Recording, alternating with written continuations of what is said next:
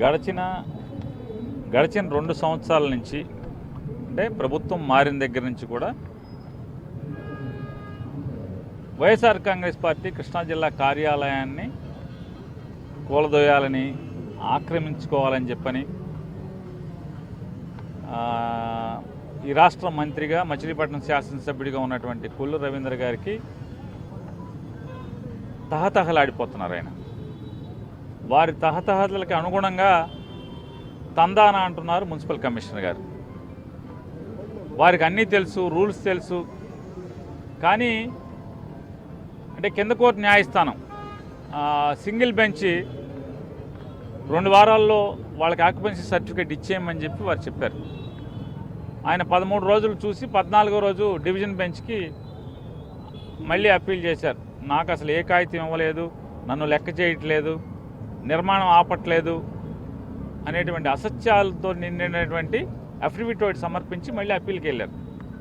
అప్పీల్లో మొత్తం వారికి మా దగ్గర ఉన్నటువంటి ఎక్నాలెడ్జ్మెంట్లు అంటే కమిషనర్ గారు ఇచ్చినటువంటి రసీదు పత్రాలు, వారు ఏమేమి వారికి సబ్మిట్ చేశామో, సమర్పించామో అన్నీ కూడా వారికి ఇచ్చి హైకోర్టుకి డివిజన్ బెంచ్కి అంటే హైకోర్టు చీఫ్ జస్టిస్ గారి బెంచ్కి సమర్పించాం. హైకోర్టు చీఫ్ జస్టిస్ గారు కూడా వారికి చెప్పారు, అయ్యా కోర్టు ఎవడైనా ఎక్కాడంటే ఎంతో ఆవేదనతో, బాధతోనే కోర్టు తలుపు మెట్లెక్కుతారు. వారి ఆవేదనని మేము వినకుండా ఉంటే ఇది చాలా అన్యాయంగా ఉంటుంది. న్యాయస్థానాలు కూడా ద్రోహం చేసినట్టు అవుతాయి ప్రజలకి. మేమంతా విన్నాము, చూసాము. దయచేసి నువ్వు ఒక అధికారిగా ప్రవర్తించు, ఒక పార్టీ కార్యకర్తగానో, ఒక రాజకీయ నాయకుడిగానో ప్రవర్తించబాకు. నువ్వు మళ్ళీ నువ్వు సమర్పించలేదని నా దగ్గరే నువ్వు అబద్ధాలు చెప్తున్నావు కాబట్టి మళ్ళీ వారు సమర్పిస్తారు. వారికి చెప్పాను, సార్ ఆన్లైన్లో మాకు ఎవరైతే ప్లాన్ పెట్టారో వాళ్ళని బెదిరించి మా నుంచి విత్డ్రా చేసుకునేలాగా చేశారు.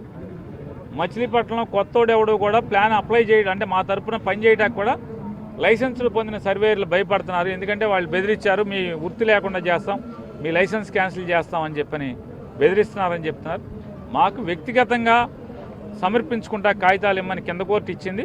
తమరు కూడా మాకు అదే ఇవ్వండి అంటే హైకోర్టు సీజే గారు కూడా అదే చెప్పారు. వాళ్ళు వ్యక్తిగతంగా నీ కాగితాలు 4 రోజుల్లోపు సబ్మిట్ చేస్తారు. అలాగే పబ్లిక్ ప్రాసిక్యూటర్ అంటే గవర్నమెంట్ తరఫున హైకోర్టులో వాదిస్తున్న వారికి కూడా కాపీ ఇమ్మన్నారు. వారికి కూడా కాపీ ఇచ్చాం. అన్నీ చలాన్ ఎంత కట్టాం, బిల్డింగ్ ఎంత, అన్నీ అంటే 2 సంవత్సరాల ఎన్నికలకు పూర్వమే తయారైపోయిన బిల్డింగ్ని ఆయన ఆ రకంగా చేస్తూ వస్తున్నారు. మొన్న కూడా హైకోర్టు తీర్పు వచ్చంటే హైకోర్టు చీఫ్ జస్టిస్ గారు తీర్పు ఇచ్చిన తర్వాత కూడా మళ్ళీ బిల్డింగ్ కూలగొడతానని చెప్పి ఆయన నోటీసులు ఇచ్చారు. ఆఫీస్ కొలవటానికి వచ్చారు. సరే కొలం, మాకు నోటీస్ ఇచ్చారు, వెళ్ళాం. సరే కొలమన్నాం, కొలిస్తే ఏముండదు. అన్ని చోట్ల బిల్డింగ్ మేము ప్లాన్ పెట్టిన దానికంటే కూడా ఎక్స్ట్రా సెట్ బ్యాక్స్ ఎక్స్ట్రానే ఉన్నాయి. అంటే ప్లాన్ కన్నా అంటే రూల్ ప్రకారం కంటే కూడా ఎక్కువ సెట్ బ్యాక్స్ ఉన్నాయి. మాస్టర్ ప్లాన్ ప్రకారమే వదిలికట్టాం అన్ని రోడ్లు కానీ అన్నీ కానీ. ఎక్కడా ఇంత కూడా తప్పు లేదు బిల్డింగ్లో. కానీ అతను మీ మీడియా వాళ్ళు మాట్లాడితేనే ఎన్ని పిల్లిమొక్కలు వేసాడో కమిషనర్ చూసాం. దానికోసం అని చెప్పి మేము మళ్ళీ సింగిల్ బెంచ్కి మళ్ళీ వెళ్ళి, అయ్యా మా బిల్డింగ్ కూలగొడతా అన్నాడు, మీ కోర్టులు తీర్పులు ఇచ్చినా, కింద కోర్టు ఇచ్చినా, పై కోర్టు ఇచ్చినా, ఆఖరికి ఆంధ్రప్రదేశ్ రాష్ట్ర హైకోర్టు చీఫ్ జస్టిస్ గారు ఇచ్చినా కూడా అతను నా కొల్లు రవీంద్రే గొప్ప జడ్జి అవడు అని చెప్పి అన్న భావన అతను మాట్లాడుతున్నాడండి అనేది అంటే మాకే అర్థమైంది, మీరు చెప్పాల్సిన పని లేదు అని చెప్పి ఆయన చెప్పాడు. నువ్వు గనక వెంటనే ఇవ్వటమే కాదు, నువ్వు నాకు ఎందుకు నువ్వు కోర్టు తీర్పులు వచ్చినా, కింద కోర్టు పై కోర్టు అంటే సింగిల్ బెంచి, డివిజన్ బెంచి 2 ఇచ్చినా కూడా నువ్వు అసలు ఎందుకు వాళ్ళకి ఆక్యుపెన్సీ సర్టిఫికేట్ ఇవ్వట్లేదో రాతపూర్వకంగా నాకు సబ్మిట్ చేయమని చెప్పని గట్టిగా చెప్పారు. నేను జైల్లో వేస్తా జాగ్రత్త అని కూడా చెప్పారు. అంటే వీళ్ళ అంటే మంత్రులు శాశ్వతని కొంతమంది అధికారులు అనుకుంటున్నారు. అంటే ఏమొస్తుంది, అదే జీతం, లేకపోతే బాగా అయితే మంత్రి మన చేతిలో ఉన్నాడు కాబట్టి బాగా లంచాలు తినగలడు, పాపం సొమ్ము ఉంట కట్టుకోగలడు. ఒక ఏసీబీ వస్తే ఏమైపోతాడు, కొట్టిన సొమ్ము అంతా ఏమైపోద్ది? రేపు ఎవడో కడుపు రేగిలిన వాళ్ళు ఒక కాగితం పెడతారు. ఏసీబీ అంటే మంత్రి ఉండగా రాదంటది. రేపు ఈ మంత్రిని పీకుతారంటున్నారు, మా బందర మంత్రిని. అప్పుడు ఏం చేస్తావు? అప్పుడు ఎవడో కడుపు రేగిలినోడో కాగితం పెడతాడు ఏసీబీకి, ఇతను మంత్రి లేడు కాబట్టి వచ్చేస్తారు కాళ్ళు. అప్పుడు ఏం చేస్తావు? అంటే పాపం పండేదాకా తెచ్చుకోబాకండియా అధికారులారా.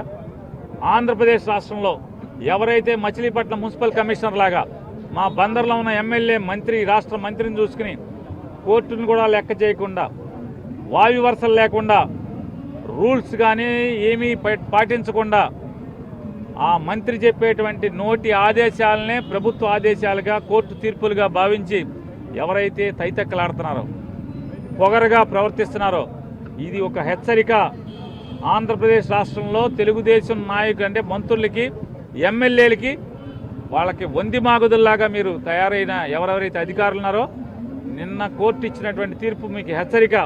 జాగ్రత్తగా ఉండండి, రూల్స్ ప్రకారం నడుచుకోండి.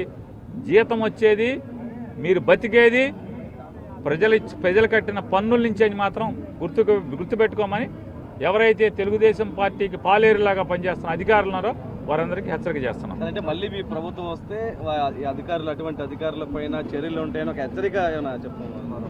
అసలు నేనెందుకండి, ప్రజలే కొట్టేస్తారు, ఊరుకుంటారా? ప్రజలే కొట్టేస్తారు.